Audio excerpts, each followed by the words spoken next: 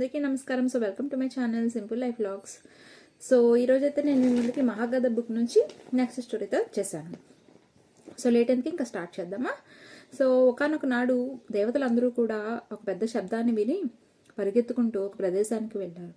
వెళ్ళి చూస్తే బ్రహ్మదేవుడు అలాగే శ్రీ మహావిష్ణువు ఇద్దరూ కూడా ఒకరితో ఒకరు పోటీ పడుతున్నారనమాట. మాటలు యుద్ధం చేసుకుంటున్నారు ఇద్దరు కూడా. దేనికి అనుకుంటే వచ్చినటువంటి ఆ దేవతల గుంపు అందరినీ చూసి బ్రహ్మదేవుడు ఇలా అంటారు, నేను సృష్టికర్తను అయినప్పటికీ కూడా శ్రీ మహావిష్ణువు నాకు కొంచెం కూడా గౌరవం అనేది ఇవ్వట్లేదు. నేను ఇటుగా వెళ్తుంటే ఆయన కనీసం నన్ను గ్రీట్ కూడా చేయలేదు అనేసి అంటారనమాట.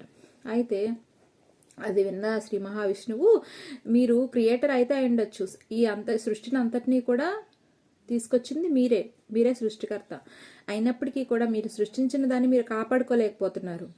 అటువంటి పొజిషన్లో మీరున్నారు. మీకు ఎప్పుడు కూడా నా సహాయం అనేది కావాల్సిందే. ఒక సంరక్షకుడిగా నా బాధ్యత నేను నిర్వర్తిస్తున్నాను. సో ఇప్పుడు మీరు ఇక్కడ ఎవరు పవర్ఫుల్ అంటే గనక సంరక్షకుడే అనమాట. అటువంటి నేను సృష్టికర్త కన్నా కూడా గొప్పవాడిని అని అంటారు. అయితే అప్పుడు బ్రహ్మదేవుడు, అవునా అలా అయితే కనుక నా పవర్ ఏంటో చూడు ఒకసారి అనేసి ఆయన నా శరీరంలోకి ఒకసారి నువ్వు ప్రవేశించి చూడు, నాలో ఏం జరుగుతుందో చూడు అని అంటారనమాట. అయితే శ్రీ మహావిష్ణువు బ్రహ్మదేవుని యొక్క శరీరంలోకి ప్రవేశిస్తారు. ప్రవేశించి చూస్తే అక్కడ ఎన్నో జీవులు అనమాట, ఎన్నో జీవులు ఉద్భవిస్తూ ఉన్నాయి. అలాగే పర్వతాలు, సముద్రాలు, ఎన్నో విశ్వాలు, ఇప్పుడు మనం చూస్తున్నటువంటి భూమి లాంటి ప్లానెట్స్ లాంటివి ఇంకా ఎన్నో ఉన్నాయి, ఎన్నో విశ్వాలు ఉన్నాయి. అలాగే ఎన్నో క్రీచర్స్, ఎన్నో జీవజాలం, జంతుజాలం ఎన్నో రకరకాలుగా ఉన్నాయన్నమాట. గర్భస్థ పిండాలు కూడా ఎదుగుతున్నట్టుగా కనిపిస్తుంది అనమాట లోపల.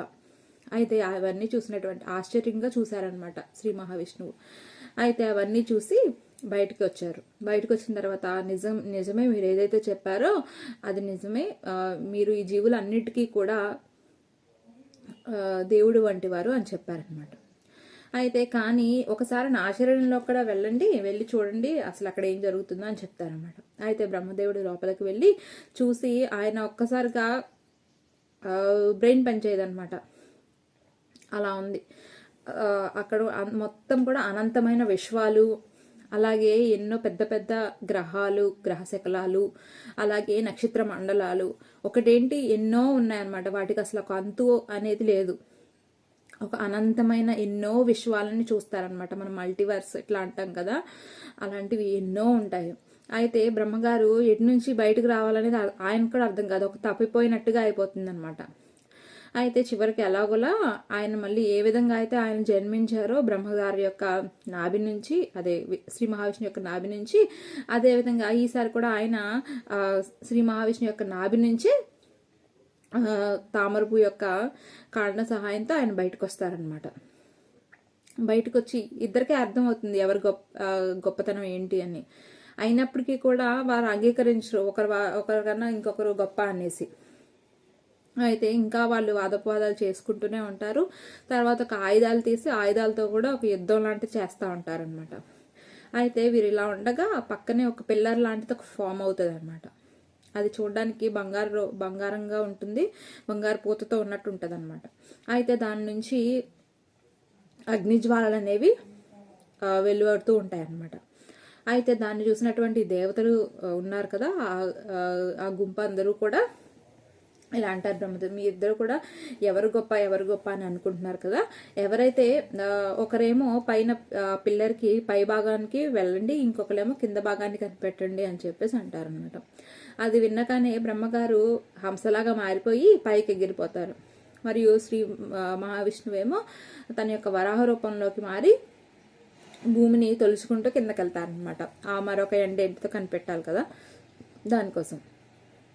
అయితే బ్రహ్మగారు పైకి ఎంత వెళ్ళినప్పటికీ కూడా ఇంకా ఆయనకు ఆయాసం అనేది వస్తుంది, కానీ ఆ పిల్లర్ యొక్క ఎండ్ అనేది వాళ్ళు కనిపెట్టలేకపోతారు. అలాగే శ్రీ మహావిష్ణువు కూడా చివరికి వాళ్ళు అనుకుంటారనమాట, ఇది మనతో అయ్యేది కాదు, సో మనం వెనక్కి వెళ్ళిపోదాం అనేసి. అయితే శ్రీ మహావిష్ణువు తిరిగి ప్రయాణం మొదలు పెడతారు వెనక్కి వచ్చేదానికి. కానీ బ్రహ్మగారికి మాత్రం హంసరూపంలో ఉన్నారు కదా, ఆయన ముక్కుకి ఒక పుష్పం అనేది తగులుతుంది. అయితే దాన్ని ముక్కుతో పట్టుకొని ఎవరు నువ్వు ఎక్కడి నుంచి వస్తావు అంటే నేను కేతక పుష్పాన్ని నేను ఈ పిల్లర్ యొక్క పైన ఎండ్ నుంచి జారి పడిపోయాను, అందుకే ఇలా వస్తున్నాను అని చెప్తుంది అనమాట. అయితే అప్పుడు బ్రహ్మగారికి ఒక ఐడియా వస్తుంది, ఒక పని చేద్దాము, నిన్ను సృష్టించింది నేనే కదా, సో ఈ విషయంలో మాత్రం నాకు ఫేవర్ చెయ్యి, అందరికీ నేను చెప్తాను, నేను ఆ అప్పర్ ఎండ్ ఏదైతే పిల్లర్ యొక్క ఆది భాగాన్ని చూశానని చెప్తాను. సో దానికి నువ్వు ఒక సాక్షిలాగా నిజంగానే చూశాడు బ్రహ్మదేవుడు అని చెప్పాలి అందరి ముందు అని అంటే, అయితే ఆ పుష్పమేమో నేను అబద్ధం చెప్పాలంటే అబద్ధం చెప్పు, ఇప్పుడు నువ్వు ఈ అబద్ధం వల్ల నా పరువు అనేది నిలుస్తుంది అని చెప్తారనమాట. సరేనని చెప్పి వాళ్ళిద్దరూ కిందకి వెళ్తారు, దేవతలు ఎక్కడున్నారో అక్కడికి వెళ్తారనమాట. అప్పటికి ఆల్రెడీ శ్రీ మహావిష్ణువు వచ్చి తలదించుకుని ఆయన ఓటమిని అంగీకరిస్తారు. ఆయన దాన్ని కనిపెట్టలేకపోయారు కదా. అయితే ఇప్పుడు బ్రహ్మదేవుడేమో వచ్చి ఆయన 4 తలలు కూడా మాట్లాడుతూ ఉంటాయి అనమాట, గొప్పగా ఆయన ఆది భాగాన్ని చూసి అక్కడ కనిపెట్టి వచ్చానని. అయితే అదే పక్కన ఈ కేతక పుష్పం ఉంది కదా, మొగలి పువ్వు అంటాం మనం, అది కూడా బ్రహ్మదేవుడు నిజంగానే వెళ్ళారు, ఆయన చాలా గొప్పవారు, ఆది భాగాన్ని కనిపెట్టారు అని చెప్పేసి అది కూడా అబద్ధపు సాక్ష్యాన్ని అయితే ఇస్తుంది అనమాట. అయితే ఇప్పుడు వీళ్ళు చెప్పగానే ఆ పిల్లర్ ఏదైతే ఉంది, పిల్లర్ అనుకున్నాం కదా, ఆ పిల్లర్ని చీల్చుకుంటూ మహాశివుడు బయటకు వస్తాడనమాట. ఆయన చూడడానికి ఒక రౌద్ర రూపంలో చాలా కోపంగా ఉంటారు. రావడమే అబద్ధాలు మాట్లాడుతున్నావు నువ్వు అని గట్టిగా బ్రహ్మదేవుని మీద అరుస్తారనమాట. అరిచి దేని యొక్క ఆది భాగాన్ని కనిపెట్టానంటున్నావు, ఈ శివలింగమా, సదాశివలింగం, దీనిని జ్యోతిర్లింగం అంటారని చెప్తారనమాట. జ్యోతిర్లింగం అనేది పరబ్రహ్మం యొక్క మరొక స్వరూపం అనమాట. దానిని ఎవరు కొలవలేరు, అలాగే దానికి ఆది అంతం అనేది లేదు అని చెప్తారనమాట, ఒక అనంతమైనది. అయితే అటువంటి శివలింగాన్న మీరు దాని యొక్క ఆది భాగాన్ని కనిపెట్టారని చెప్తున్నారా, ఎందుకు అబద్ధాలు ఆడుతున్నారు, మీరు ఓటమిని అంగీకరించడానికి ఎందుకు అంత భయం? మరోపక్క చూస్తే శ్రీ మహావిష్ణువు ఆయన ఓటమిని అంగీకరించారు, కానీ మీరెందుకు చేయలేకపోతున్నారు, దానికోసం మీరు మోసం అనే మార్గాన్ని ఎంచుకున్నారా అని చెప్పేసి అంటారనమాట.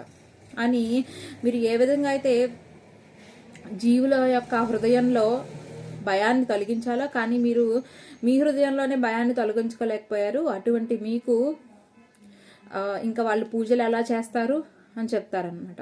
ఏ విధంగా అయితే మీరు సత్యాన్ని తిరస్కరించారో అదేవిధంగా ఈ భూమి మీద ఉన్నటువంటి జీవులు కూడా మిమ్మల్ని ఖచ్చితంగా తిరస్కరిస్తారు, మీరు పూజకు అర్హులు కాదు అని చెప్పేసి అంటారనమాట. కానీ మళ్ళీ అంటారనమాట, ఇది శాపం, అయితే ఇదేమీ ఒక శాపం కాదు, సో ఇది మనం ఏదైతే పరబ్రహ్మానికి ఇచ్చేటువంటి గౌరవం మాత్రమే, సో ఆయన కన్నా మనం పవర్ఫుల్ అయితే కాదు అని చెప్పి అంటారనమాట. అన్న తర్వాత ఆయన కోపంగా మొగలిపి వైపు కూడా చూస్తారు. చూసి ఇప్పటి వరకు కూడా నాకు ఎంతో ఇష్టమైనటువంటి పుష్పానివి నా పూజకు ఉపయోగించారు భూమి మీద ఉన్నటువంటి మనుషులందరూ కూడా, కానీ ఇప్పుడు నువ్వు చేసినటువంటి ఈ అబద్ధపు సాక్ష్యానికి ఎప్పటికీ కూడా నా పూజకు నిన్ను మాత్రం ఉపయోగించరు అని చెప్పేసి దానికి కూడా ఒక శాపాన్ని అనేది ఇస్తారనమాట. సో ఈ విధంగా మహాశివుడు ఎంతో కోపంతో వారిద్దరికీ కూడా ఒక రకమైనటువంటి శాపాన్ని ఇచ్చి అక్కడి నుంచి వెళ్ళిపోతారు.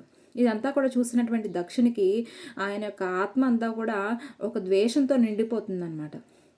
ఎందుకంటే ఈ మహాశివుని వల్ల వారి తండ్రికి జరిగినటువంటి అవమానాన్ని తలుచుకుంటే ఆయనకి ద్వేషం అనేది ఇంకా పెరుగుతుంది. ఎందుకంటే ముందుగానేమో బ్రహ్మదేవుని యొక్క 5వ తలని ఖండించారు మహాశివుడు, అలాగే ఇప్పుడేమో ఆయన్ను పూజకు అర్హుడు కాని విధంగా శాపాన్ని అనేది ఇచ్చారనమాట.